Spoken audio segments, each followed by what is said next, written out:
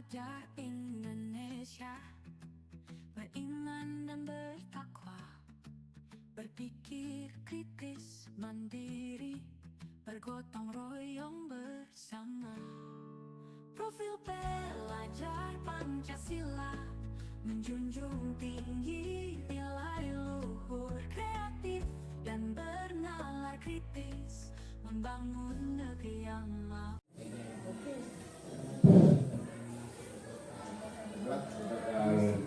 Bulan 3 tahun ini, Bismillahirrahmanirrahim. Assalamualaikum warahmatullahi wabarakatuh. Alhamdulillah, bersyukur kita panjatkan kepada Allah Subhanahu Wa Taala atas nikmat yang Allah berikan kepada kita semua, sehingga pada pagi hari ini kita berada di tempat ini dalam suatu kegiatan yang insyaallah nanti akan disampaikan oleh Pak Hendra. Adapun jenis kegiatan atau judulnya adalah menyebarkan pemahaman dan penerapan pengalaman budaya positif. Ini seperti akan dibahas oleh Pak Hendra sebagai moderator, sebagai materi. Nah, kemudian mari kita sama-sama salawat kepada Baginda Rasulullah SAW.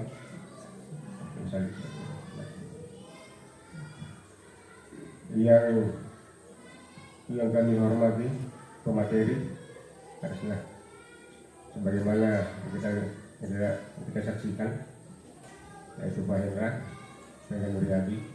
Kemudian yang terhormat kepada Bapak Ibu Guru yang sempat hadir pada hari ini, karena hari ini adalah sudah dijadwalkan beberapa hari yang lalu bahwa hari Kamis Pak Hendra akan melakukan kegiatan atau biasa katakan ada kata lain pelatihan, ini tentang CGP.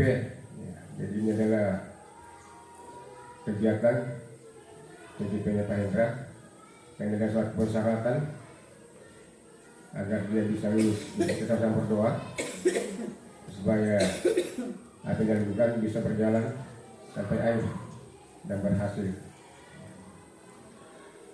Baiklah, untuk mempersingkat waktu, kita sama-sama mendengarkan pemaparan dari Bapak Hendra dan Muryadi tentang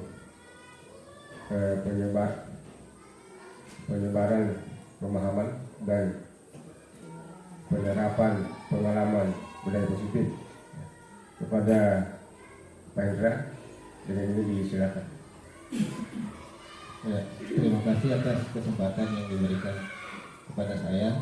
Yang terhormat Bapak Kepala Sekolah SMP Negeri 1 Atap 7 Kolaka Utara, dan saya banggakan rekan-rekan guru SMP 1 Atap 7 Kolaka Utara.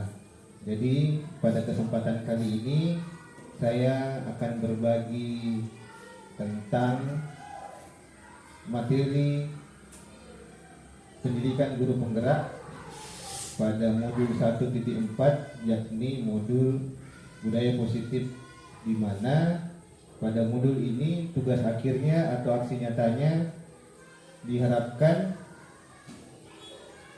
guru penggerak bisa menyebarkan pemahaman dan penerapan pengalaman budaya positif ke rekan-rekan guru di sekolah masing-masing. Jadi sesuai dengan kegiatan yang dulu bahwa kita itu mempunyai murid impian, dan salah satunya adalah kita berupaya untuk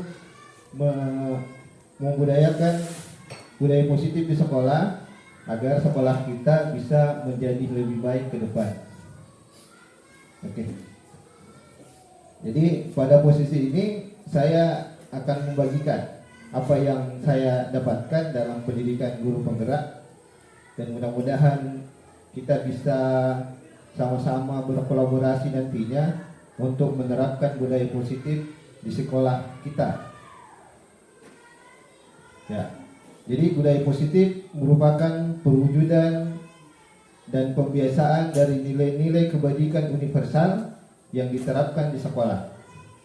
budaya positif itu mendorong siswa untuk mampu berpikir, bertindak, dan menciptakan sebagai proses memerdekakan dirinya sehingga murid mampu mandiri dan bertanggung jawab. Jadi intinya nanti siswa itu bisa mandiri dan bertanggung jawab. Nah, konsep inti budaya positif yang saya dapatkan dari apa yang saya pelajari di pendidikan guru penggerak, yang pertama adalah tentang perubahan paradigma belajar. Kemudian yang kedua, disiplin positif, nilai-nilai kebajikan, kebutuhan dasar manusia, kemudian motivasi perilaku manusia, posisi kontrol guru, keyakinan kelas, dan segitiga restitusi. Mungkin pada kesempatan yang lalu di semester pertama kita kan sudah mengambil konsep disiplin positif untuk RHK PM. Nah, mungkin teman-teman sedikit banyak sudah mempelajari ini. Nanti kita tinggal menyamakan persepsinya kita, bagaimana kita menciptakan budaya positif di sekolah kita nantinya. Oke, pembelajaran dengan paradigma baru. Ya, pembelajaran dengan paradigma baru merupakan pembelajaran yang dirancang berdasarkan prinsip pembelajaran berdiferensiasi,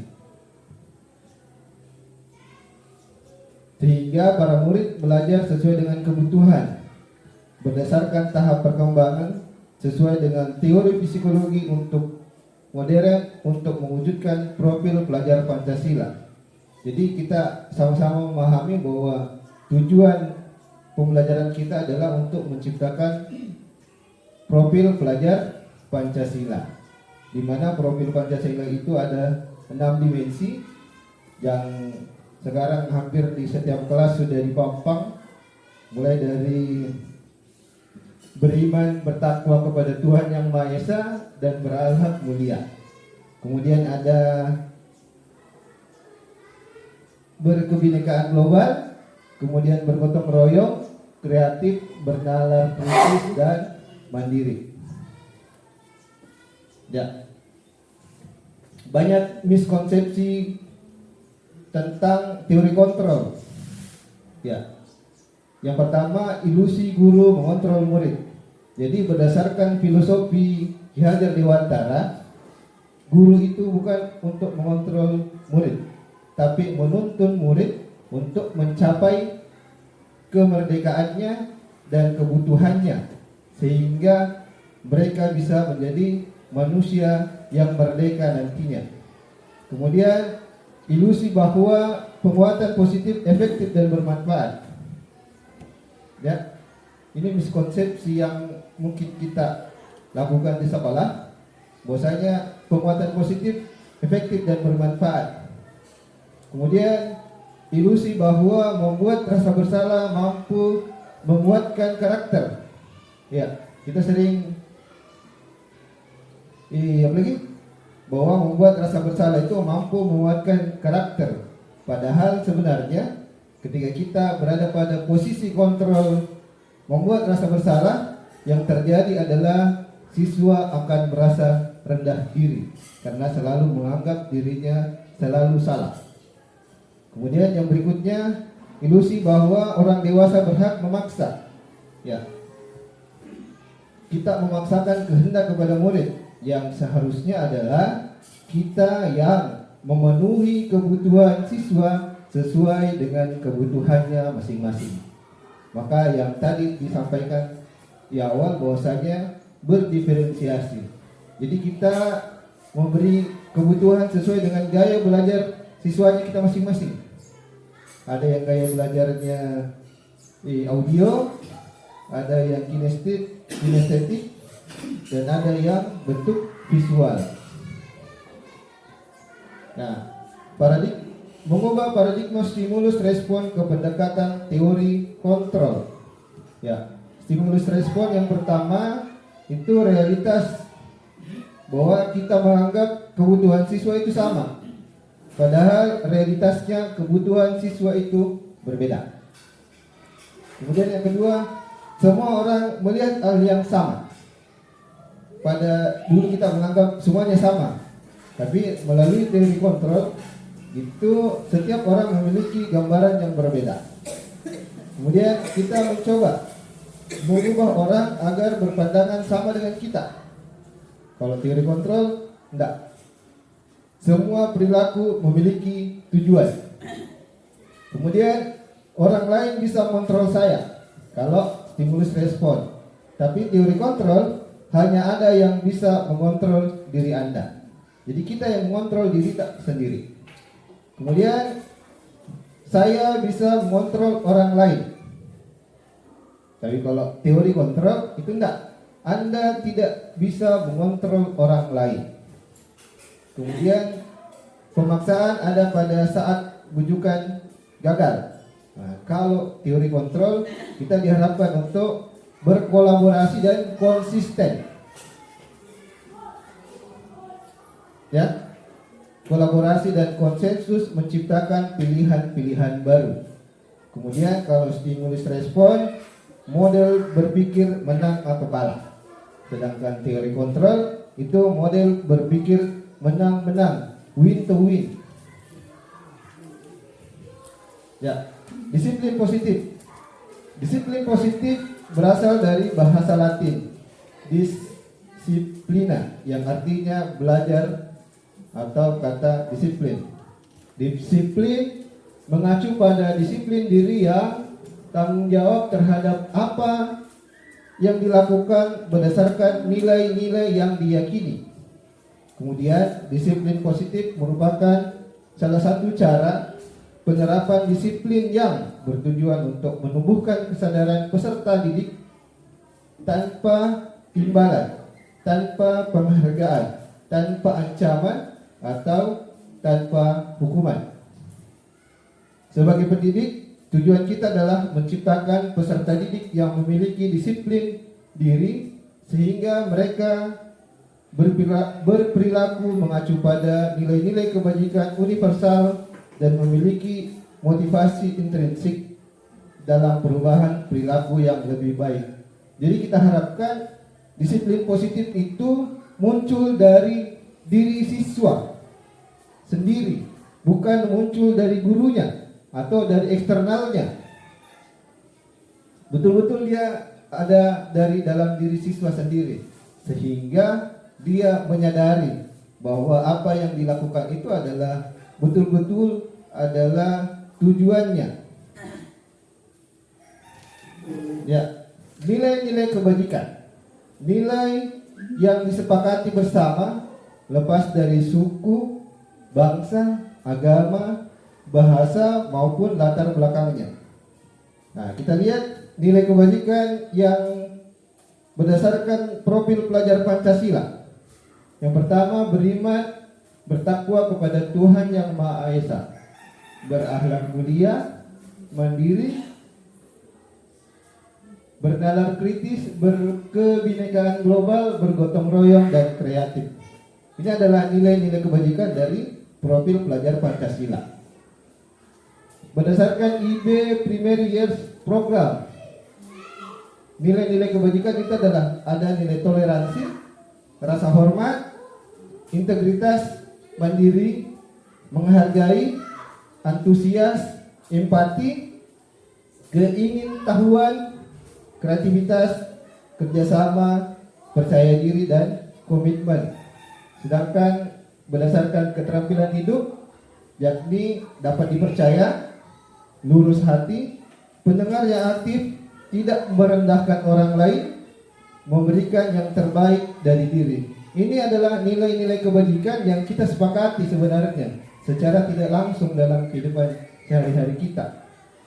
Nah, dan dirumuskan seperti ini, dan inilah yang sebenarnya yang mau kita tanamkan kepada murid-murid kita supaya mereka bisa melaksanakan budaya positif di sekolah. Ya. Teori yang berikutnya adalah kebutuhan dasar manusia. Jadi setiap manusia itu memiliki kebutuhannya masing-masing. Nah, salah satu kebutuhan dasar manusia adalah sesuatu yang kita lakukan untuk mendapatkan apa yang kita inginkan. Seluruh tindakan yang kita lakukan memiliki tujuan tertentu. Dan semua usaha terbaik yang kita lakukan adalah dalam rangka agar kebutuhan dasar kita terpenuhi dengan baik. Jadi ketika kita sudah punya kebutuhan, maka kita pasti mengupayakan mencapai kebutuhan itu. Ya. Kebutuhan dasar manusia itu ada 5. Yang pertama adalah bertahan hidup. Ya. Dalam kebutuhan bertahan hidup itu seperti apa? Makan, pakaian, tempat tinggal, dan kesehatan. Itu adalah kebutuhan untuk bertahan hidup.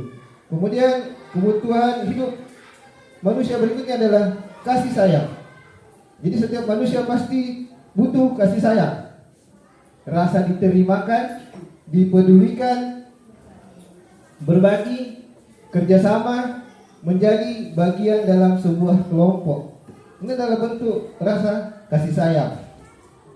Kemudian penguasaan, ada harga diri, keinginan untuk dianggap memimpin, berprestasi, diakui dan didengar.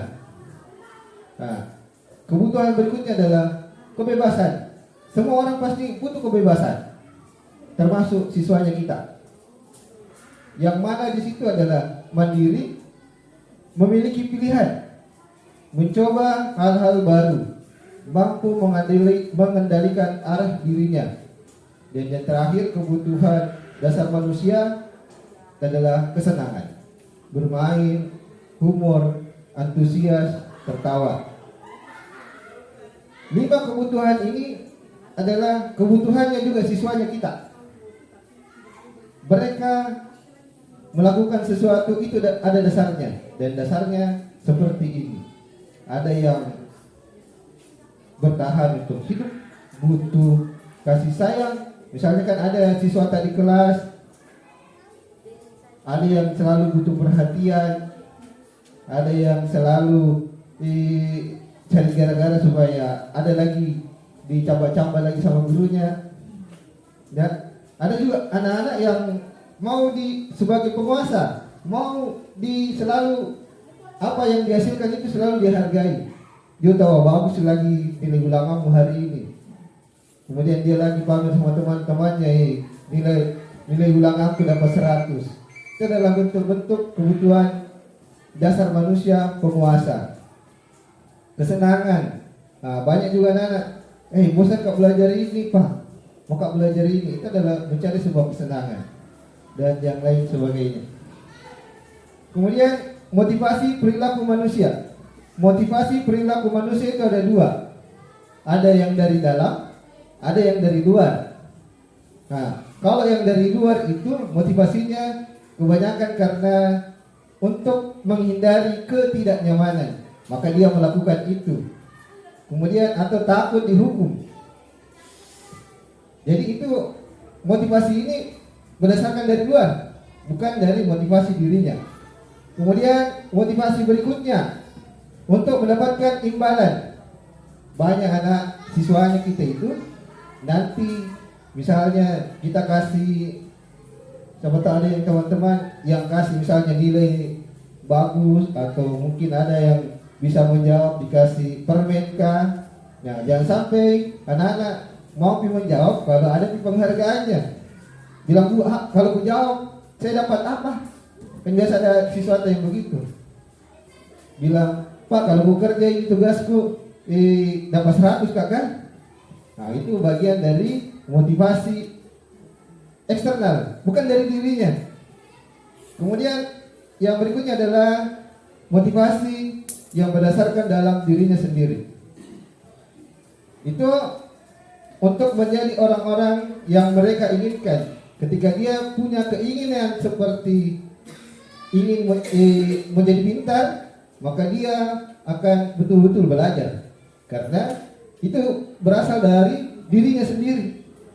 Tidak ada dorongan dari luar. Karena saya mau pintar, cita-citaku seperti ini, harus kau belajar. pasti dia akan giat. Tapi kalau dia tidak punya cita-cita, maka dia ke sekolah hanya ya ala kadarnya saja, yang penting datang, absen, pulang. Tapi kalau dia punya keinginan dalam dirinya sendiri untuk punya tujuan dan mau dihargai, maka dia akan mengusahakan itu dari dalam dirinya sendiri. Nah, dalam sekolah, ya, ini yang sering kita lakukan. Kita masih dalam dua ranah hukuman dan konsekuensi.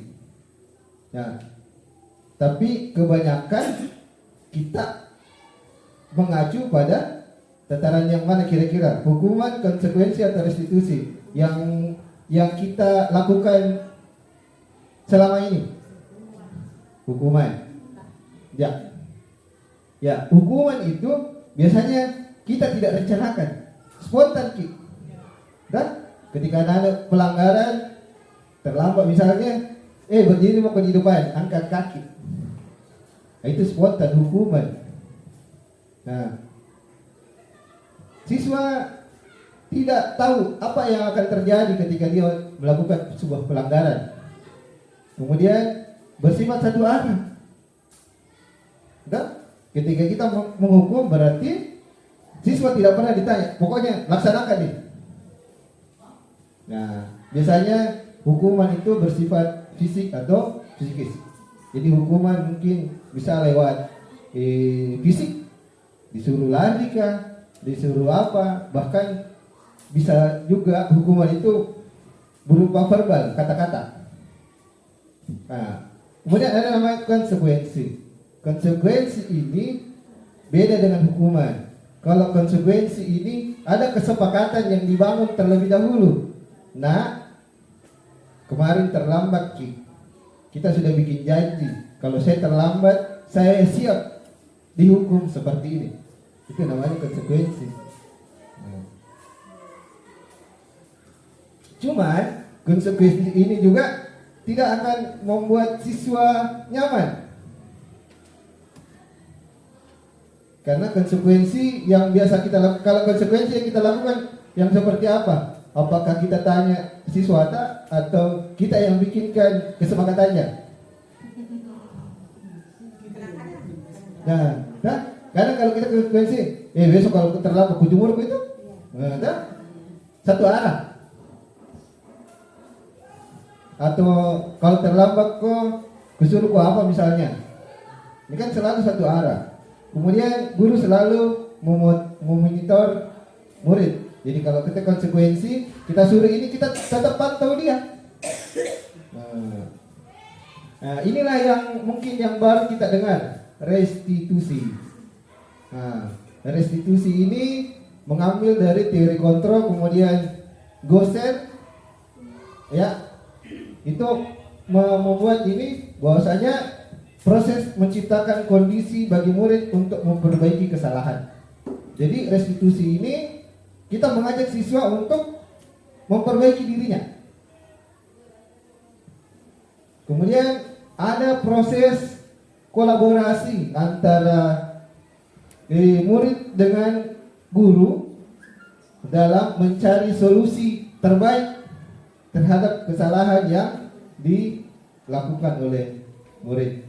Dengan tujuan apa? Supaya kalau dia yang buatkan solusinya, berarti dia sudah mandiri dan akan bertanggung jawab. Dan kita bikinkan kesepakatannya. Oke, kita lanjut. Nah, 5 posisi kontrol guru. 5 posisi kontrol guru itu ada 5. Yang pertama adalah penghukum, pembuat merasa bersalah, teman, pemantau, dan manajer. Oke, untuk lebih jelasnya kita saksikan tayangan ini, kemudian kita lihat perbedaannya masing-masing, dan kemudian kita mencari mana yang seharusnya kita lakukan.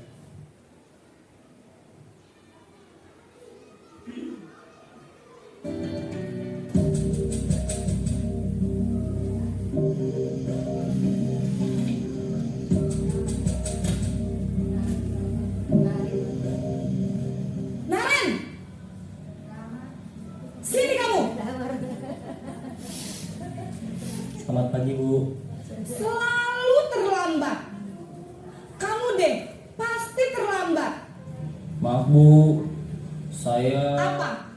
Apa coba? Alasan kamu apa lagi? Kapan sih kamu tidak terlambat? Malas sekali ya kamu jadi anak. saya Dasar pemalas. Gak kapok-kapok sih kamu. Sudah berapa kali terlambat? Sana, kamu keliling lapangan basket 2 kali. kenapa saya harus keliling lapangan basket Bu? Kenapa? Kamu melawan ibu? Berani-beraninya jawab. Sudah terlambat, masih berani jawab pula. Sekarang, keliling lapangan basket 5 kali sekalian. Biar kapok. Cepat. Pergi sana ke lapangan basket. Ya, ini adalah salah satu contoh teori kontrol sebagai penghukum. Ya, menurut Bapak Ibu, apakah ini bagus atau enggak? Tidak bagus. Kenapa? Nah, kita lihat. Ketika guru sebagai mengambil posisi kontrol sebagai penghukum, perilaku guru itu pasti dia akan menghardik, menunjuk-nunjuk, berkaca pinggang, membentak, bahkan mengeluarkan suara yang agak keras. Nah, biasanya juga diikuti dengan hukuman, apakah dalam bentuk verbal atau fisik. Nah, kira-kira Bapak Ibu tahu dampak dari posisi kontrol ini? Nah, mungkin siswa disiplin, tapi mungkin dalam hatinya ada sesuatu yang mengganjal. Nah, mungkin ada perasaan bagaimana di dalam dirinya. Kemudian bisa jadi murid itu tidak akan menyukai kita, bahkan pelajaran kita. Nah, ini berdasarkan teorinya Gosen yang saya pelajari. Ya, kita lanjut ke posisi berikutnya. Ya, kita simak lagi posisi yang membuat merasa bersalah.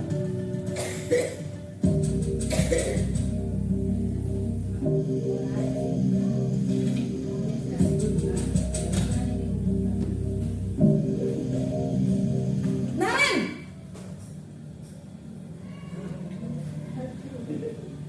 Selamat pagi Bu. Naren, kamu kenapa terlambat lagi, nak? Ya Tuhan, Naren, kamu senang ya bikin ibu susah ya? Kalau kamu terlambat lagi, nanti ibu yang ditegur bapak kepala sekolah, nak. Disangka ibu tidak bisa membina kamu. Duh, gimana ini? Maaf Bu. Duh Gusti, Naren, kamu suka ya kalau ibu ditegur bapak kepala sekolah? Terus sekarang ibu harus tulis apa ini di buku absen? Ini kamu sudah sering terlambat loh. Ibu harus apa coba? Maaf Bu. Maaf sekali. Ya sudah, lain kali jangan bikin ibu susah lagi ya nak ya. Ibu tidak akan kuat lagi kalau kamu begini terus. Bisa jantungan kalau ibu ditegur bapak kepala sekolah. Sana cepat ke kelas. Maaf ya Bu. Maaf sekali. Ya, itu tadi cuplikan tentang posisi guru sebagai kontrol pembuat rasa bersalah. Ya. Kita lihat perilaku guru ketika menjadi kontrol pembuat merasa bersalah. Suara guru itu cenderung melembut, tenang, namun kata-katanya menyalahkan murid. Guru akan menyatakan hal-hal yang merasa kesalahan ada pada murid dengan membuat guru menderita. Ya. Kira-kira dampak dari posisi kontrol ini adalah yang pertama, murid akan merasa gagal atau merasa salah. Pokoknya dia akan dalam benaknya akan merasa saya pasti salah terus. Kemudian yang berakibat pada sifatnya yang akan selalu merendahkan diri dan menarik diri dari lingkungan. Jadi dia akan menyendiri, dia keluar dari komunitasnya keluar dari lingkungannya karena dia menganggap dirinya akan dianggap salah terus. Oke, kita simak lagi video berikutnya, posisi kontrol berikutnya.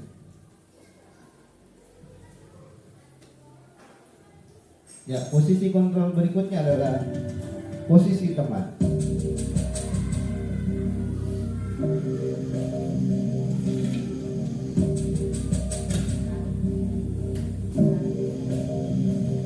Naren,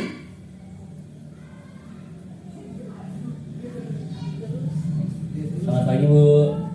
wah, sudah jam berapa ini nak? Terlambat lagi ya sayang. Iya Bu, habis ibu saya lupa bangunkan saya Bu. Kamu malah menyalahkan ibu kamu. Kamu bukannya anak yang larinya paling kencang. Kok terlambat sih? Iya Bu, saya memang terlambat bangun tadi. Jadi biarpun saya lari kencang, tetap gak kekejar Bu. Ya sudah sana. Nanti lain kali larinya lebih kencang lagi ya. Biar gak terlambat lagi. Bikin seneng ibu. Demi ibu. Bisa kan? Bisa lah Bu. Ya sudah sana masuk kelas. Ibu beresin urusan absen kamu. Kamu ini ada-ada saja. Ini tadi cuplikan tentang posisi kontrol sebagai teman. Sebelum saya lanjut, apakah posisi kontrol ini bagus untuk kita lakukan? Bagus atau tidak? Bagus? Nah, menurut dosen ini tidak bagus. Nah, kenapa?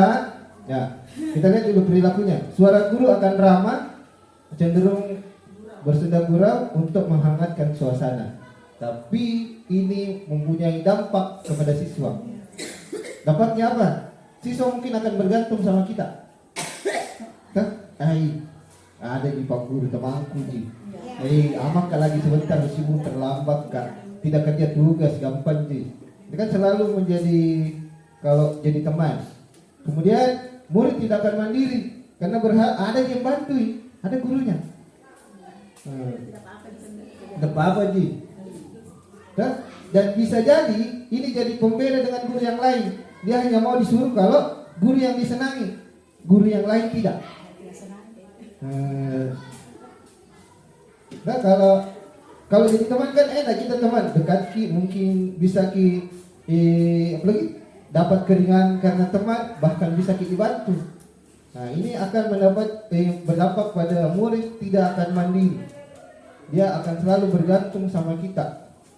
Dan mungkin saja murid tidak akan memperduli guru yang lain, menunggu guru yang dia suka untuk dia temani. Ya. Oke, kita lanjut posisi kontrol yang berikutnya. Kita simak lagi videonya.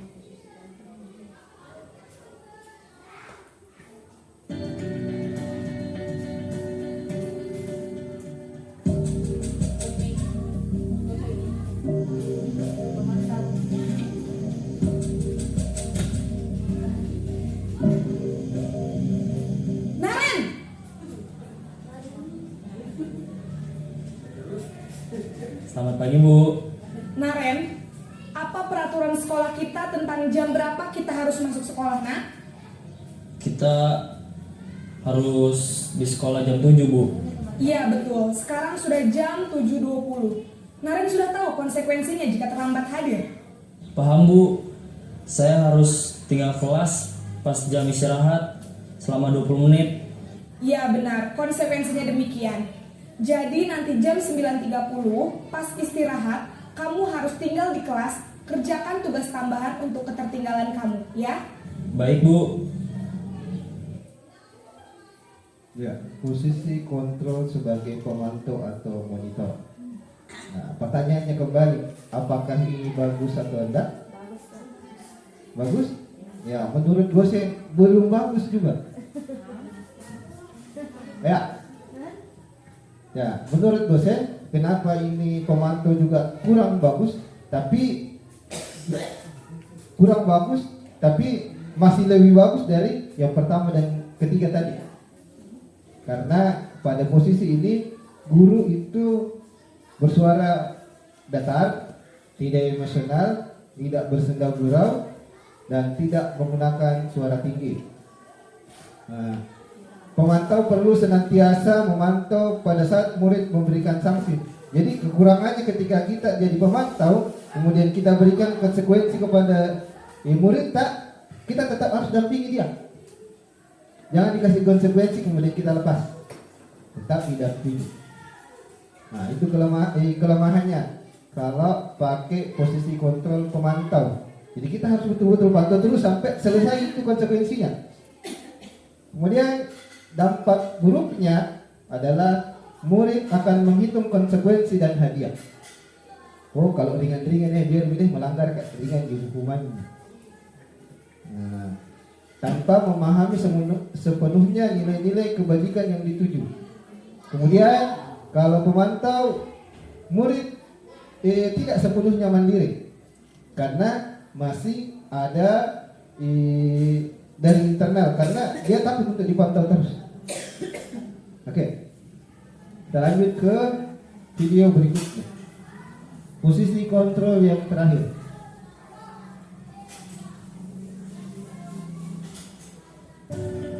Ya, kita simak.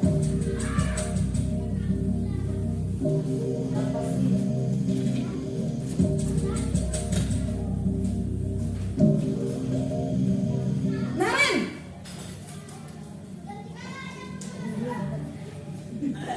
Selamat pagi Bu.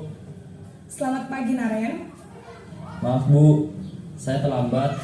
Iya, sekolah masuknya jam 7, sekarang sudah jam 7.20. Jadi sekarang bagaimana ini Naren? Maaf Bu, saya lupa setel alarm saya semalam. Baiklah, menurut kamu, keyakinan sekolah yang mana yang perlu kamu tingkatkan? Menghargai diri sendiri dan orang lain mungkin ya Bu. Setuju. Jadi, apakah Naren meyakini prinsip saling menghormati tersebut? Iya Bu, saya meyakininya. Apakah Naren bersedia memperbaiki masalah keterlambatan ini? Bersedia Bu. Bagaimana kamu akan perbaiki masalah keterlambatan ini? Saya akan coba untuk tidak lupa menyetel alarm saya Bu. Baik, kalau Naren lupa menyetel alarm di rumah, ada orang yang kira-kira bisa bantu mengingatkan tidak? Ada Bu, kakak saya, Kak Ema. Ada lagi selain Kak Emma? Selain Kak Ema, ada ibu saya. Baik, jadi yang mengingatkan Naren adalah Kak Emma dan ibu kamu ya? Kira-kira akan mulai setel alarm kapan nih Naren? Setelah pulang sekolah, akan segera saya lakukan. Baik, jadi Naren akan setel alarm untuk bangun besok pagi dan akan diingatkan oleh kakak dan ibunda Naren ya. Ada lagi yang mungkin perlu dilakukan Naren agar tidak terlambat bangun lagi? Tidak ada Bu. Baik Naren, terima kasih untuk kerjasama kamu. Sekarang kamu perlu kembali ke kelas untuk belajar. Baik Bu, terima kasih. Ya, kita sudah menyimak tadi 5 cuplikan video tentang posisi kontrol guru. Kira-kira dari kita merefleksikan diri selama ini dari 5 posisi kontrol guru ini kita berada pada posisi yang mana? Berada di posisi mana? Ya.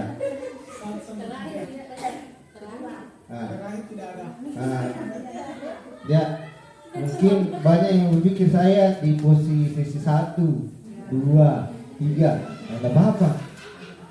Ya, karena yang mungkin pengetahuan atau yang kita dapat hanya sebatas yang itu.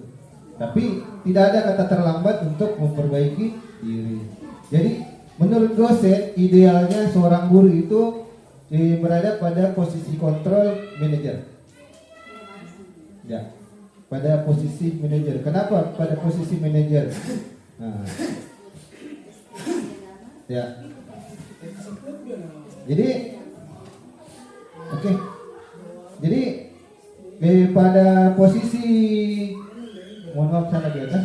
Jadi pada posisi manajer, guru itu suaranya netral, tidak emosional, tidak terlalu ramah dan tidak nada tinggi. Di sini gurunya itu tulus mengajukan pertanyaan-pertanyaan, menggali kenapa siswa atau murid itu melakukan kesalahan.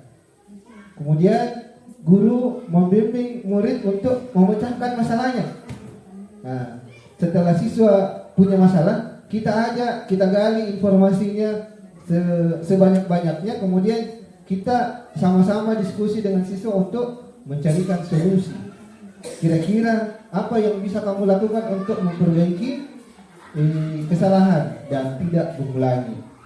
Nah, dampak dari ini adalah murid akan mandiri dan murid akan merasa percaya diri dan dapat memecahkan masalah. Jadi tujuan dari profil Pancasila terpenuhi, siswa bisa mandiri, bisa memecahkan masalah sendiri. Oke, jadi karena kita mendapatkan ilmu baru, ya kita sama-sama, termasuk saya juga harus belajar. Nah, dengan teman-teman kita samakan persepsi. Kita menjadi kontrol guru yang paling ideal menurut dosen, itu adalah sebagai manajer. Ya, kenapa manajer? Itu yang tadi, bahwasanya kita mengajarkan murid kita mandiri, kemudian kita memberikan kesadaran secara intrinsik, ya. Jadi siswa sendiri yang menyadari dirinya, bukan takut karena kita ada. Jangan sampai siswa taat ketika ada di kita, giliran tidak ada kembali lagi. Ya, dengan posisi kontrol sebagai manajer, diharapkan itu bisa berjalan, dan diharapkan kontrol manajer ini bisa kita konsisten. Jangan sudah jadi manajer kembali lagi jadi penghukum dan sebagainya. Jadi kita memilih untuk sama-sama memperbaiki, ya kita memperbaiki secara perlahan-lahan. Yang mana bisa kita perbaiki sama-sama. Adapun kendala nanti kita diskusi sama-sama. Karena saya belajar dan mendapatkan ini, saya lagi berbagi sama teman-teman. Oke. Berikutnya adalah keyakinan kelas atau keyakinan sekolah. Nah, ini mungkin sudah dilakukan oleh para wali kelas di kelas masing-masing, bahkan di setiap kelas sudah menempelkan keyakinan kelasnya. Tapi kita perbaiki dulu keyakinan kelas. Yang dimaksud di sini adalah kesepakatan kelas yang diyakini secara bersama.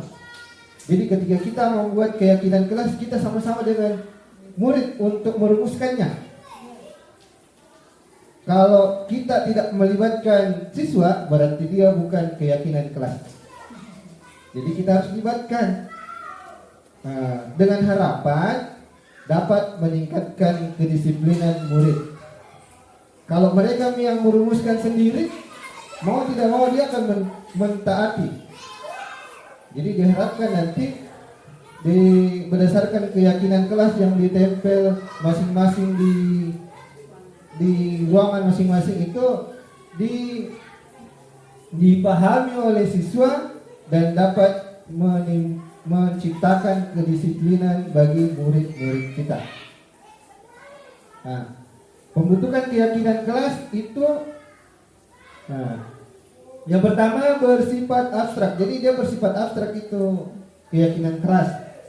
Dibuat berdasarkan pernyataan-pernyataan positif, mudah diingat, sesuai dengan kondisi, sehingga mudah diterapkan dan semua warga sekolah atau murid di kelas itu dilibatkan dalam merumuskan.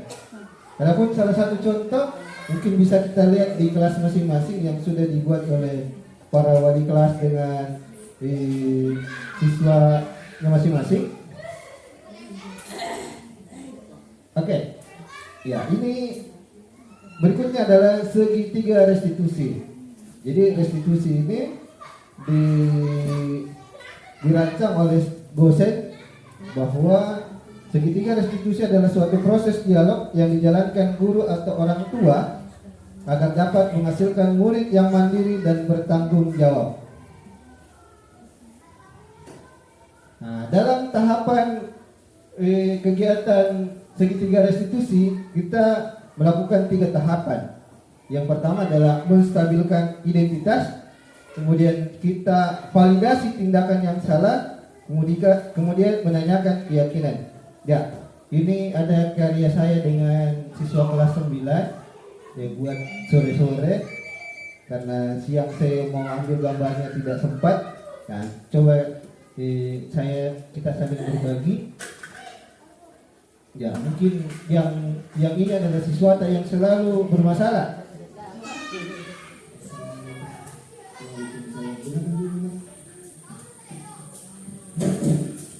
Pak, Indra, ada apa? Kok saya dipanggil ke sini? Karena tadi saat ulangan bahasa Indonesia, Pak Indra melihat Dhamma menyuntik jawaban yang sakit. Itulah tidak. Betul Pak Indra. Contoh itu perbuatan yang baik atau tidak baiknya? Tidak baik Pak. Itu perbuatan yang tidak baik. Menurut Dhamma, mengapa menyontek itu perbuatan yang tidak baik? Karena itu tidak jujur dan pergi ke makan lain Pak. Alhamdulillah. Itu artinya kami sudah paham ya. Tidak apa-apa dengar. Semua orang pasti pernah melakukan kesalahan. Pak Guru juga pernah melakukan kesalahan waktu itu. Pak Guru juga pernah kesalahan. Tetapi di sini Pak Guru tidak mencari siapa yang salah. Pak Guru mau membantu Dhamma mencari solusi bagaimana caranya agar Dhamma tidak mengulangi kesalahan lagi, yaitu contoh. Baik Pak. Dhamma pasti punya alasan. Mengapa Dhamma mencontek sama sakit saat ulangan tadi? Coba Dhamma ceritakan pada Pak Guru apa alasannya. Begini Pak, tadi malam Dhamma tidak belajar. Mengapa kamu tidak belajar Dhamma? Saya kasihkan lihat video TikTok HP saya Pak sampai malam dia tidak belajar. Baik. Jadi ketika Dhamma kasihkan di HP, akhirnya Dhamma tidak belajar. Dan akibatnya Dhamma tidak bisa mengerjakan soal ulangan tadi, lalu menyontek ulangan dari saya. Benar begitu ya? Dhamma masih ingat tidak keyakinan kelas yang berisi nilai-nilai kebajikan yang sudah kita buat bersama? Masih Pak? Nah, kira-kira kalau dihubungkan dengan kejadian yang sudah kamu lakukan, perbuatan kamu itu sudah sesuai dengan nilai-nilai kebajikan yang kita yakini apa tidak? Tidak sesuai Pak. Tidak sesuai dalam nilai apa nak? Dalam nilai kejujuran Pak. Kita harus jujur dalam segala hal. Betul sekali Dhamma. Menurut Dhamma, apakah sikap jujur itu penting untuk kehidupan kita? Penting Pak. Baik. Kalau menurut Dhamma sikap jujur itu sangat penting dan baik untuk kita, kira-kira yang harus Dhamma lakukan supaya tidak mencontek lagi, karena mencontek ini adalah perbuatan yang tidak jujur. Dhamma tidak akan bermain HP atau melihat TikTok saat yang belajar di rumah dan saat ada tugas maupun ulangan. Dhamma akan rajin belajar dan mengerjakan semampunya Dhamma, dan Dhamma juga tidak akan lupa berdoa. Baik Dhamma, kamu sudah tahu apa yang harus kamu lakukan supaya tidak menyontek kembali. Jadi, kapan Dhamma akan memulai apa yang Dhamma ucapkan tadi supaya tidak mencontek? Saya akan mulai hari ini Pak. Baik. Mulai hari ini Dhamma akan melakukan hal tersebut ya. Tidak main HP saat yang belajar di rumah dan saat ada tugas atau ulangan. Terima kasih Dhamma. Guru rasa cukup diskusi kita hari ini.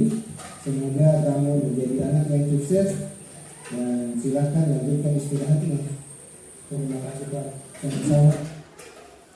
Ya, ini salah satu contoh penerapan segitiga restitusi terhadap siswa yang melakukan kesalahan di sekolah. Kalau yang dicontohkan tadi adalah siswa melakukan kesalahan, yakni melakukan kecurangan saat melakukan ulangan bahasa Indonesia dengan mencontek ulangan dari temannya. Ya. Sesuai tadi bahwa segitiga restitusi itu ada 3 bagian. Yang pertama adalah menstabilkan identitas. Nah, berdasarkan prinsip membuat kesalahan adalah bagian dari proses pembelajaran.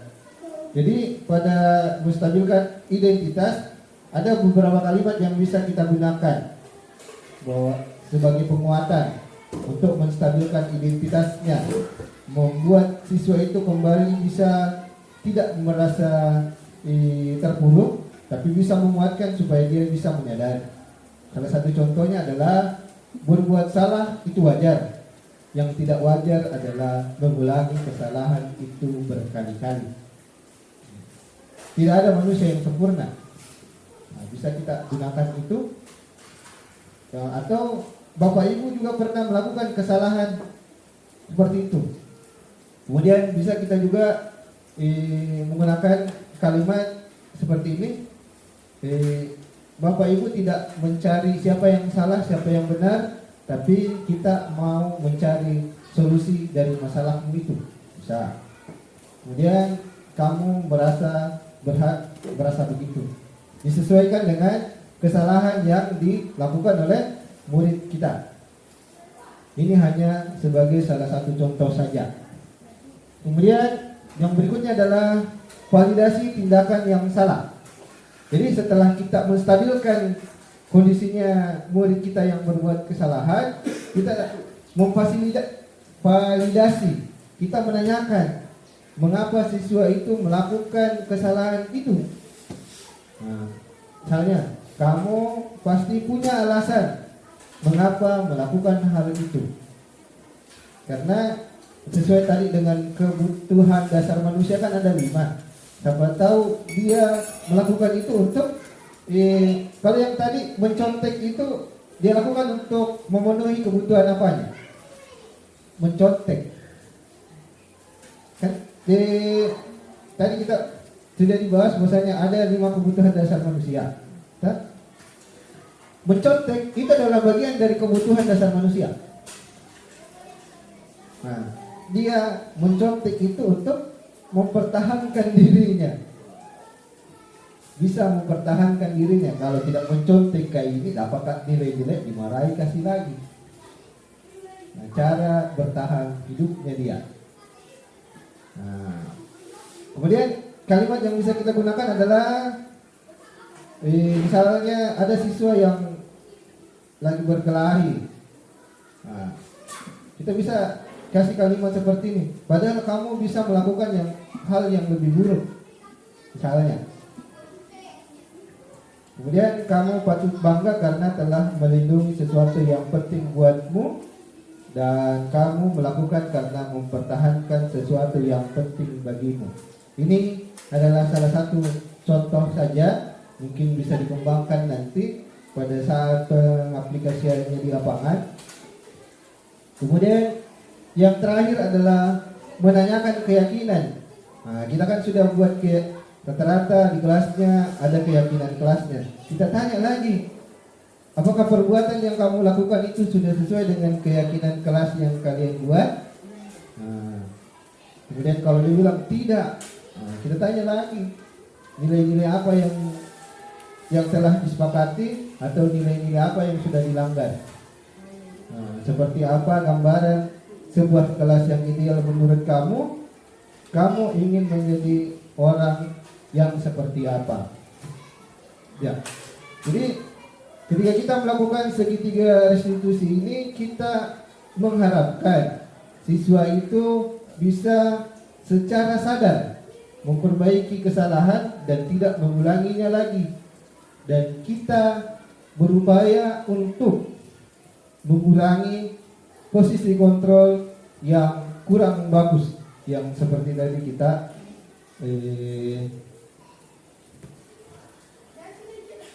sampaikan tadi. Penutup, ya, dalam penerapan disiplin positif hendaknya guru memiliki standar kepribadian profesional dan sosial yang baik di mana guru mampu merefleksikan dirinya dalam posisi kontrol saat ini. Bagaimana perjalanan dirinya sebagai among atau manajer yang menuntun murid-muridnya menjadi insan yang mandiri, merdeka, dan bertanggung jawab. Ya, mungkin itu materi yang sempat saya bagikan sama teman-teman. Ini adalah bagian dari pembelajaran yang saya lakukan. Kita tidak saling menggurui, tapi kita saling berkolaborasi bagaimana bisa menciptakan budaya positif. Nah, mungkin kalau ada pertanyaan dari Bapak Ibu guru, mungkin bisa kita berkolaborasi bagaimana mengaplikasikan budaya positif di sekolahnya kita. Oke, terima kasih. Assalamualaikum warahmatullahi wabarakatuh.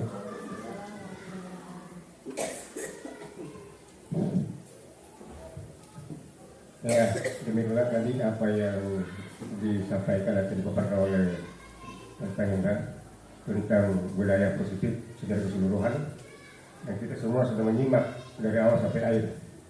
Mungkin ada Bapak Ibu guru yang ingin menanggapi atau yang sejenisnya, apalah kepada pemateri, kepada Bapak Ibu saya persilakan.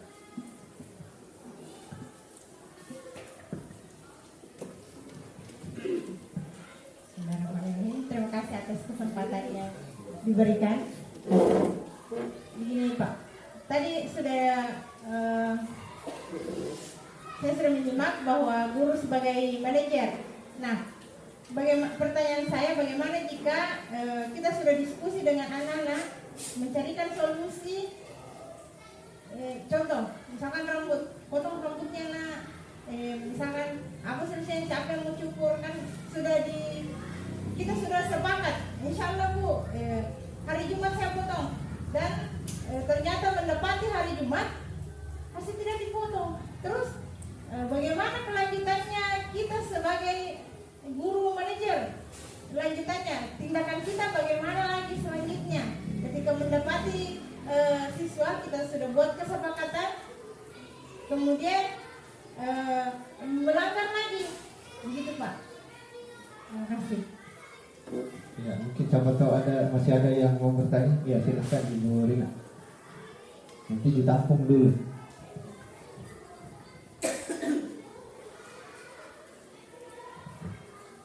Ya, assalamualaikum warahmatullahi wabarakatuh. Ya, terima kasih atas kesempatan yang diberikan.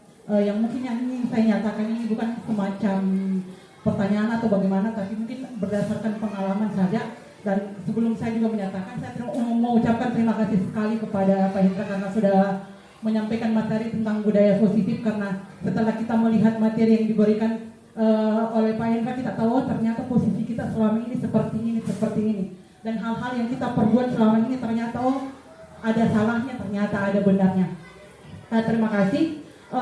Berdasarkan ini Pak tadi yang budaya positif, bagaimana kita mau mengaplikasikan budaya positif ke anak tanpa ada ancaman tapi menimbulkan kesadaran. Yang itu yang saya garis bawahi tadi, tanpa menggunakan ancaman atau hukuman tapi menimbulkan kesadaran. Tapi berdasarkan pengalaman yang selama ini kita hadapi di sekolah, mungkin guru-guru yang lain juga sudah merasakan bahwa siswa, saya rasa juga itu kadang Pak, itu siswa juga kadang saya rasa kayak cerdas juga ketika menyikapi masalah hukuman atau masalah hukuman yang diberikan.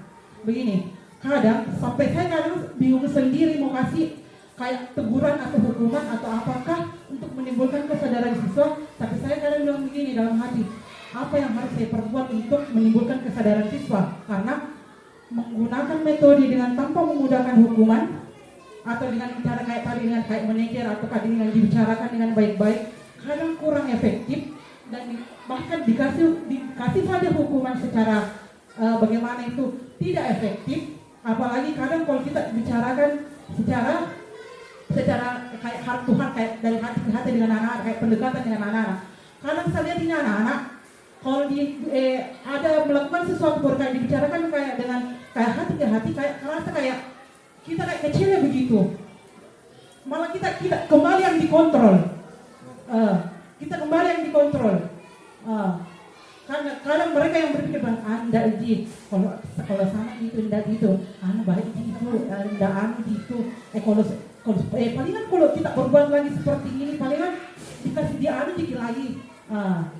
Karena saya lihat seperti itu. Nah, ketika misalnya kita kasihkan hukuman, guru yang misalnya ada kadang saya lihat guru yang mengadakan kayak hukuman secara ini kadang lebih itu dibandingkan kita yang kalau kayak dilakukan secara kayak dari hati ke hati atau menggunakan kayak sistem kayak begini Pak, dengan manajerial atau kontrol kayak kita bicarakan dari hati ke anak. Bahkan kita kalau guru yang yang menggunakan kayak sistem seperti ini mungkin ada doanya anak-anak yang tidak lemah gitu, guru tidak gitu.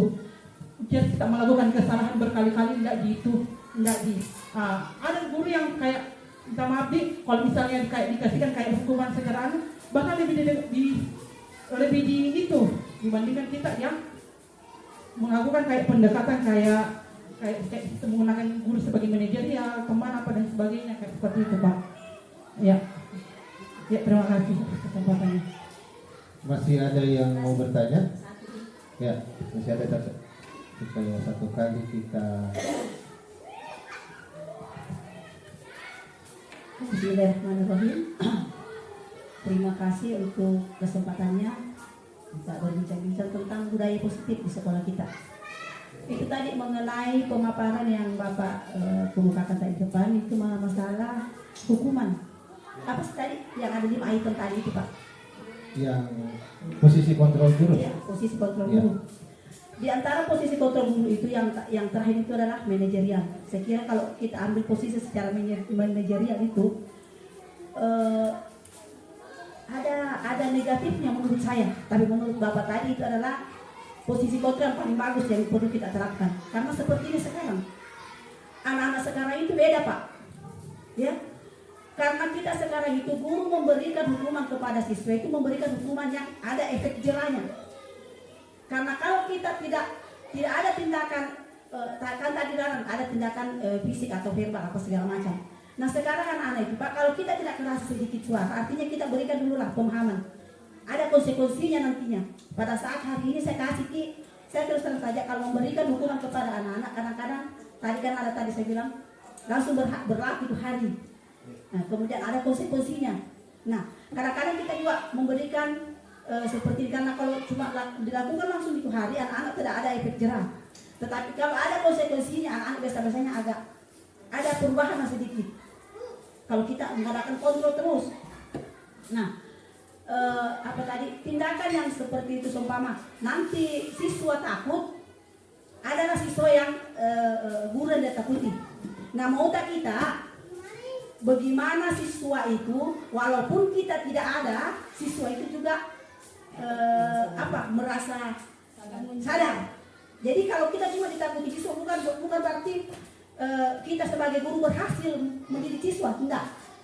Karena saya selalu sampaikan sama siswa, tidak usah kau takuti guru, tapi hargai gurumu dengan cara apa?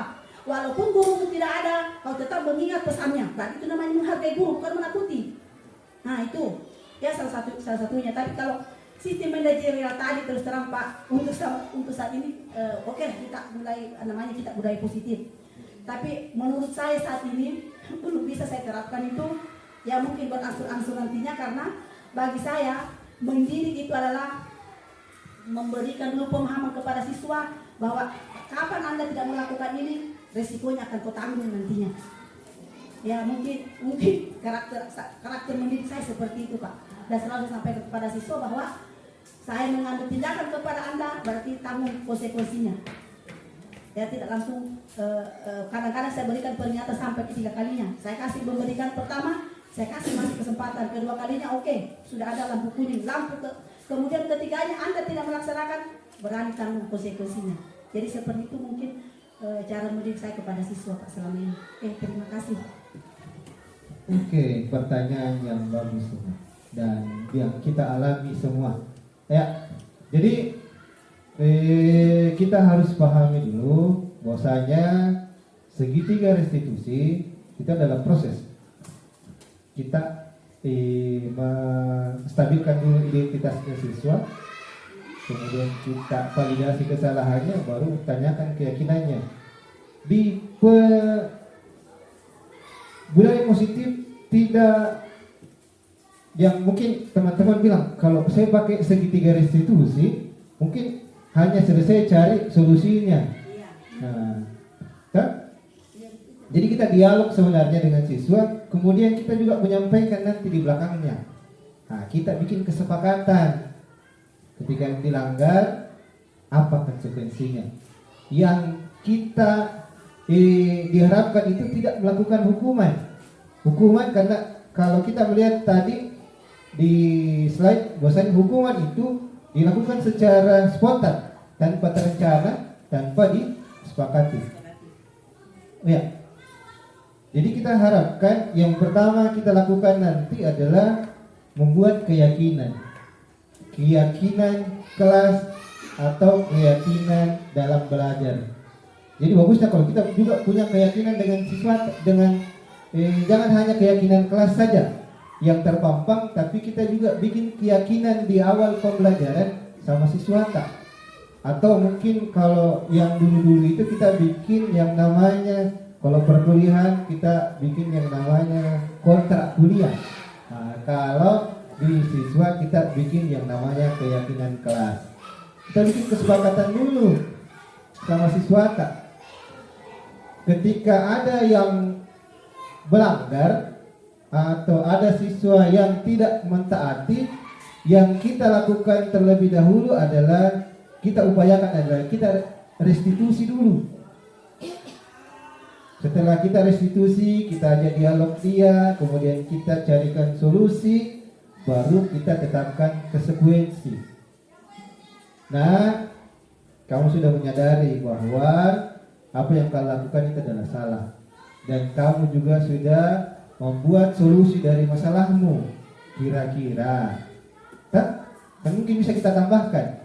Kira-kira kapan? Karena kan tadi ketika kita menanyakan keyakinan, kita juga menanyakan kapan dia akan terapkan itu. Kapan akan kamu lakukan? Ketika kamu tidak lakukan, apa konsekuensinya? Tapi kita upayakan tidak ada hukuman, karena dengan harapan bahwa siswa itu sadar dengan janjinya.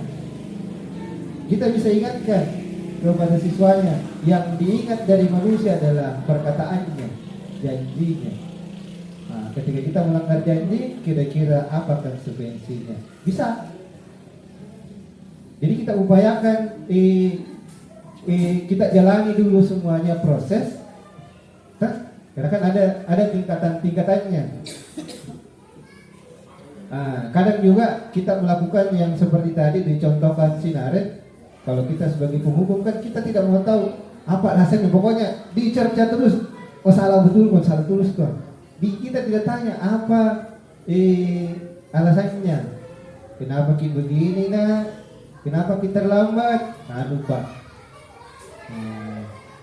Kemudian kita tidak menanyakan nilai-nilai apa yang sudah dilanggar. Karena terlambat itu bagus atau enggak? Pasti dia bilang tidak bagus. Nah, tanyakan kenapa?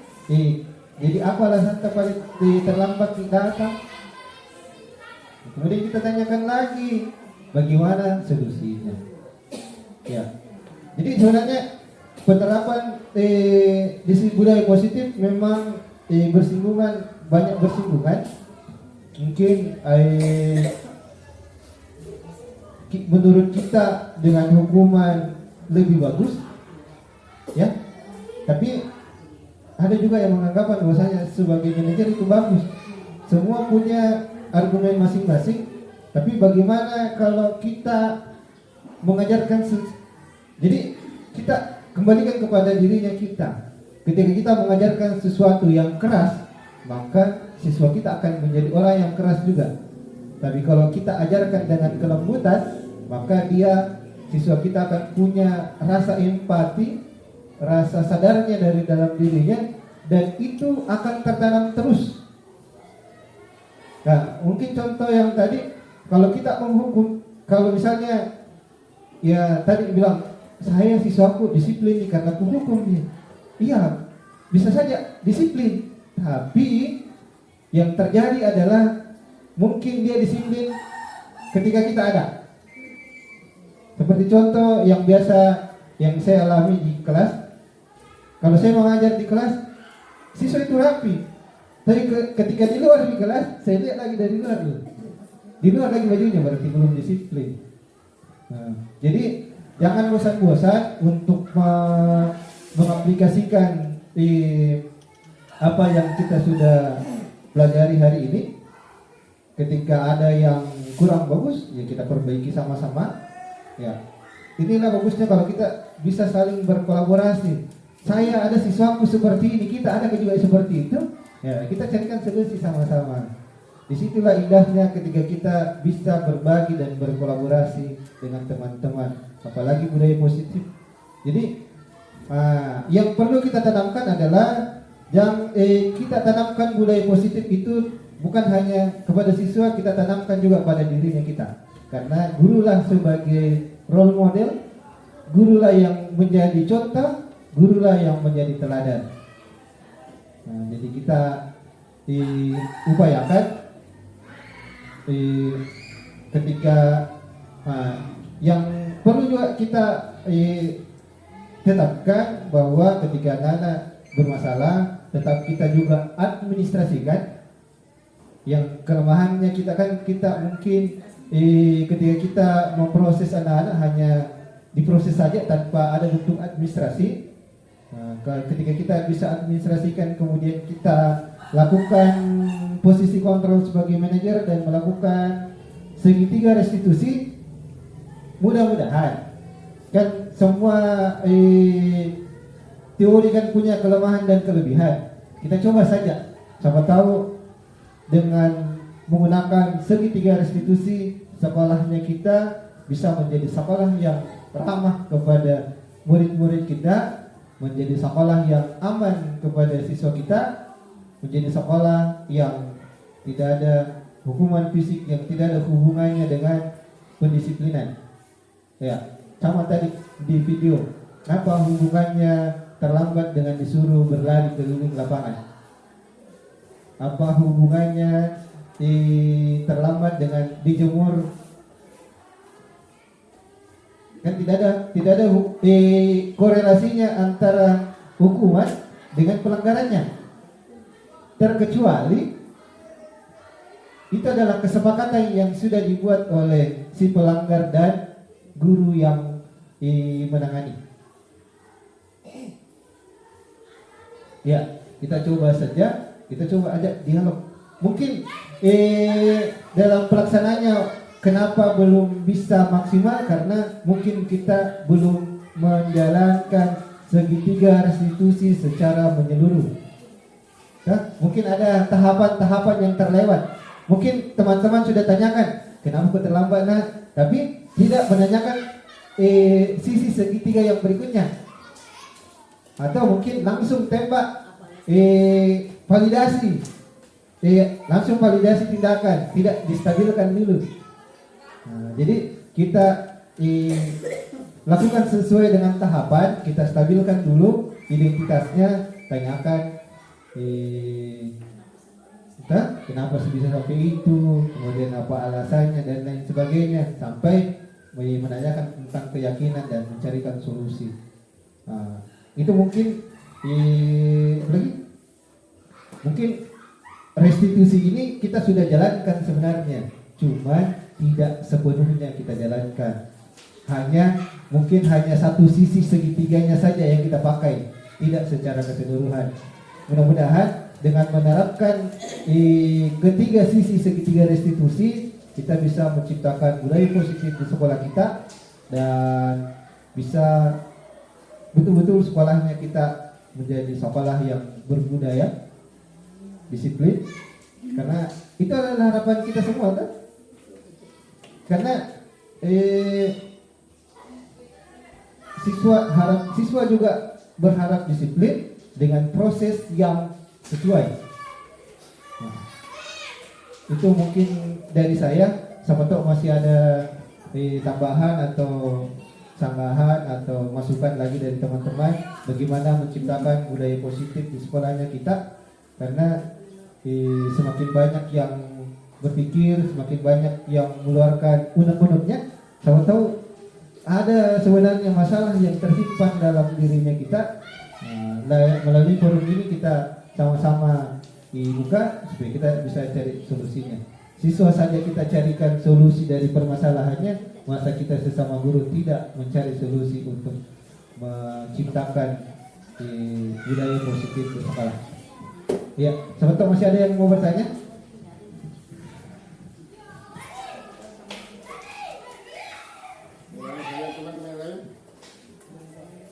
Bisa memberikan tanggapan atau apa saja lah yang dengan materi kita pada sehari ini. Saya ambil sedikit bisa mungkin menambahkan dari apa yang kita lakukan. Jadi ini semua mengacu pada siswa. Yang sebenarnya sebelum kita ke siswa itu seperti tadi disampaikan oleh teman-teman dan disampaikan aku guru bahwa semuanya itu seharusnya dulu bersama kita. Ya. Kalau kita sudah bisa jalankan dengan baik, ya, kemungkinan besar siswa juga bisa melihat bahwa ternyata guru seperti ini. Ya, berarti saya juga mungkin dia seperti juga. Seperti tadi kalau misalkan ada pelanggaran yang dilakukan oleh siswa, ya mungkin tadi bahwa memang lebih bagusnya memang ada kesepakatan yang harus kita buat dengan siswa ketika dia melakukan pelanggaran. Itu kita harus sepakat semua-semuanya, bukannya cuma 1-2 guru saja. Harus kita sepakat semua guru harus sepakat bahwa ketika seperti itu bagaimana kita bertindak. Ini ya. Jadi kita satu bahasa. Sehingga misalkan contohnya kalau hari ini misalnya ada yang melanggar, ya, kita sudah melakukan dialog dengan siswa jenis apa pelanggarannya, ya, kemudian apa solusinya dan apa solusinya. Ya, itu juga mungkin bisa disampaikan kepada guru yang berikutnya. Mungkin besok misalnya pelanggaran itu mungkin solusinya mungkin besok harus ada misalnya.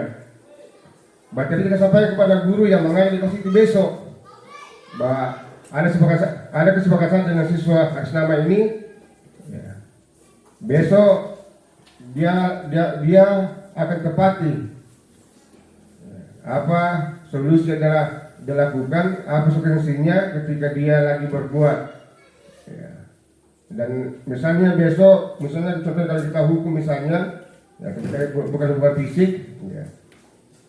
Ya, mungkin dia bilang misalnya besok, ya berarti guru yang mengajar besok bisa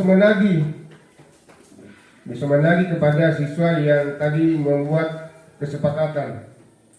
Ya. Kalau misalnya 1 minggu, misalnya kesepakatan itu dibuat, ya berarti minggu depannya lah berarti baru kita mintai pertanggungjawabannya. Sudah tidak dia lakukan atas pelanggaran yang dia perbuat. Saya kira memang dari semua tadi masalah kontrol, ya memang ada yang banyak sisi buruknya, ada yang sedikit sisi buruknya, ada yang sisi banyaknya, sisi baiknya, sebaliknya juga. Ya kita cobalah tadi yang terakhir tadi, yang kontrol yang kelima kita coba dulu, ya, tidak ada salah kita coba. Ya.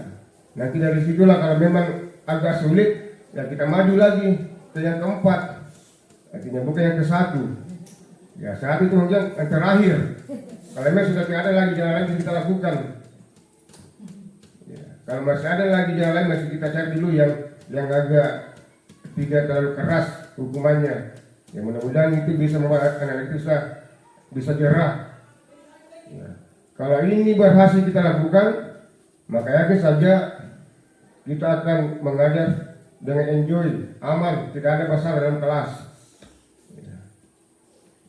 Tapi itu tadi, ya seperti dikatakan Pak Hendra bahwa sebelum kita mengajar, ya harus kita buat kesepakatan dulu.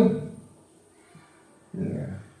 Kepada siswa, ya, ketika ada misalnya yang ribut, apa kesempatan kita ketika ada yang ribut? Ya. Kalau ada yang sudah sepakati, ya kita lanjut. Nah, ketika ada yang ribut maka sudah tahu bahwa ternyata ada punya konsekuensi ketika ribut seperti ini, karena kita sudah sepakat apa yang sepakatannya misalnya. Ya, sehingga mungkin anak-anak bisa berpikir, kalau saya ribut, berarti saya dihukum. Ya. Jadi anak-anak akan selalu berpikir ketika ada melakukan pelanggaran, karena sudah ada kesepakatan dari awal. Ya. Saya kira seperti itu. Apa yang saya sampaikan, ya itu hanya tambahan. Ya, tinggal kita bagaimana kita menerapkan di kelas. Ya. Itu tadi bahwa harus dari kita dulu. Ya. Jangan sampai kita minta anak untuk berbuat kebaikan, ya, sedangkan kita yang kurang. Ya, contohnya misalnya yang masuk misalnya, ya, sudah masuk misalnya contohnya jam 8 misalnya masuk, ya, kita masuk jam setengah 9, berarti ada masalah di dalam. Ya. Kita lagi mau berkesepakatan sudah terlambat kita, sudah banyak waktu yang habis. Ya. Maksimalnya kita terlambat 5-10 menit, itu sudah maksimal sekali. Ya, tapi kalau sudah lewat dari itu, ya siswa juga bisa lihat, guru saya terlambat. Ya. Itu pun kita terlambat 1-2 menit saja, kita bisa sampai kepada siswa. Kenapa kita terlambat? Apa alasannya kita? Ya. Ya. Misalnya contohnya, ya, saya maaf ini, saya mungkin dalam 9 menit karena ada seperti ini. Ya mungkin Anda bisa pahami. Ya, tapi kalau kita langsung saja, ya, nanti kalau Anda melanggar lalu ditanya, kenapa terlambat? Ya untung kita anak-anak di sini bukan kritis. Kalau gitu, ibu saat terlambat, masih kita terlambat. Ya, jadi kita tadi bahwa ya harus dari kita dulu, baru ke siswa. Ya saya cukup, saya kembalikan kepada Pak Indra atau pada teman seperti masih ada yang mau menanggapi. Gimana teman-teman? Masih ada yang menanggapi? Atau ada teman-teman yang bisa merefleksikan dari materi kita hari ini, apa yang teman-teman dapatkan dari kegiatan hari ini yang mungkin bisa kita terapkan nanti? Ya. Ya, kira-kira setelah kita mempelajari ini, apa yang teman-teman rasakan dan apa yang akan rekan-rekan guru lakukan ke depannya? Siapa yang mau merefleksikan apa yang Bapak Ibu dapatkan hari ini, kemudian apa yang akan Bapak Ibu lakukan ke depannya? Satu orang saja.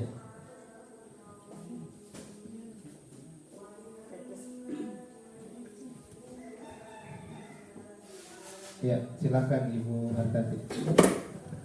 Oke, dari pemaparan materi tadi,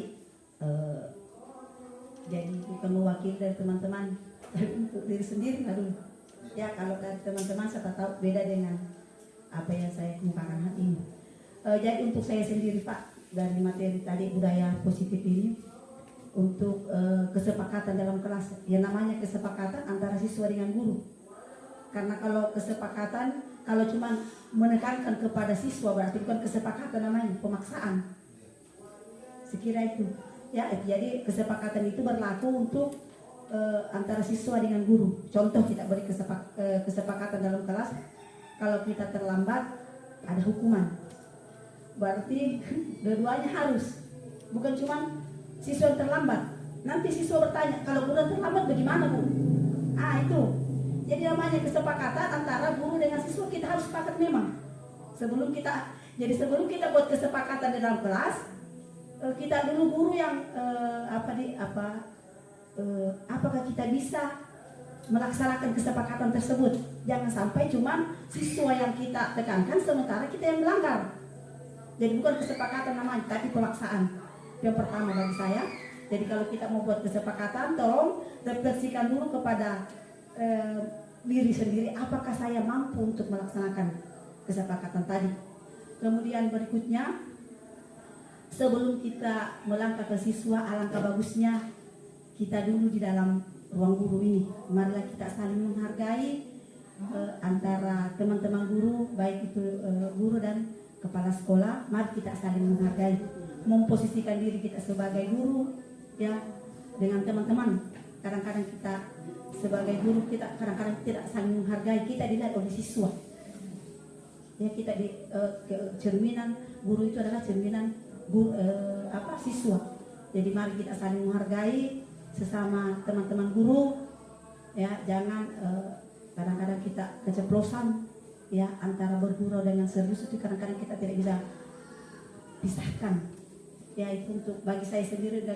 Jadi di antara semua tadi budaya positif yang ada penerapannya 5 tadi itu ya, ternyata selama ini kita mendidik itu siswa itu kadang-kadang kita salah, ternyata oh seperti ini rupanya kita mendidik ya. Jadi dari manajemen itulah kita mudah-mudahan kita bisa terapkan di sekolah ya, mengubah paradigma selama ini kita mendidik bahwa kalau kita tidak keras tidak jadi ya. Mari kita, artinya di samping kita keras ada lemah lembut, mari kita, jadi kita sebagai pendidik boleh kita bisa menjadi teman, bisa menjadi orang tua, bisa menjadi pendidik. Jadi mungkin kita kolaborasikan ketiga-tiganya, di mana kita memposisikan sebagai teman, di mana kita memposisikan sebagai pendidik, dan di mana kita memposisikan sebagai orang tua bagi siswa kita. Sekira itu Pak untuk bagi saya pribadi, jadi bukan mewakili teman-teman. Ya, terima kasih atas refleksi yang diberikan oleh Ibu Hartati. Jadi saya menambahkan sedikit sebelum saya tutup bahwa budaya positif itu bukanlah sesuatu yang mudah, tapi tidak juga susah. Tinggal konsistensi yang kita akan lakukan. Ketika kita konsisten untuk mau menerapkan, kita terapkan terus. Jangan hari ini kita terapkan, besok enggak. Nah, maka kita harus konsisten bahwasanya karena kita sudah mendapatkan tadi, kita juga sudah merefleksikan bahwa selama ini yang kita lakukan mungkin kurang tepat, bukan salah tapi kurang tepat, karena mungkin kita baru mendapatkan lagi penambahan kompetensi, bahwasanya ada posisi kontrol yang bisa kita lakukan yang lebih baik daripada sebelumnya. Tinggal bagaimana kita betul-betul mau mengaplikasikan itu dalam proses dan konsisten. Jangan hari ini dilaksanakan, besok tidak laksanakan lagi. Jadi kita harus konsisten menerapkan itu supaya apa yang kita harapkan itu bisa tercapai dengan maksimal. Anak-anak juga, murid-murid kita juga bisa terpenuhi kebutuhan belajarnya di sekolah dan bisa merasa aman dan nyaman berada di lingkungan sekolah. Mungkin demikian pertemuan kita hari ini. Mudah-mudahan di kesempatan yang lain kita bisa berbagi lagi, karena banyak agenda kegiatan guru penggerak yang harus kami imbaskan kepada teman-teman, dan beberapa kegiatan di luar guru penggerak yang mungkin bisa dibagikan sama teman-teman untuk meningkatkan kompetensi.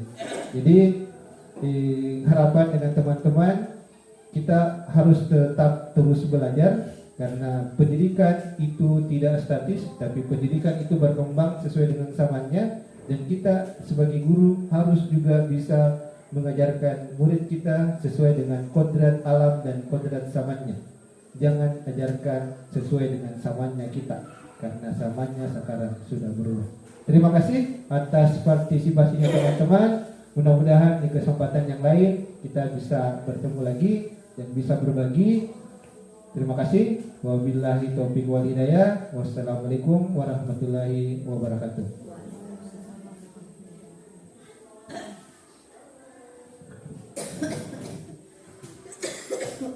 Ya, demikianlah kegiatan kita pada hari ini. Semoga apa yang kita lakukan sangat bermanfaat buat kita semua, ya, terutama buat siswa kita. Ya, jadi ini terutama karena ini apa yang kita pelajari hari ini, yang kita dengar hari ini, semua bertujuan pada siswa.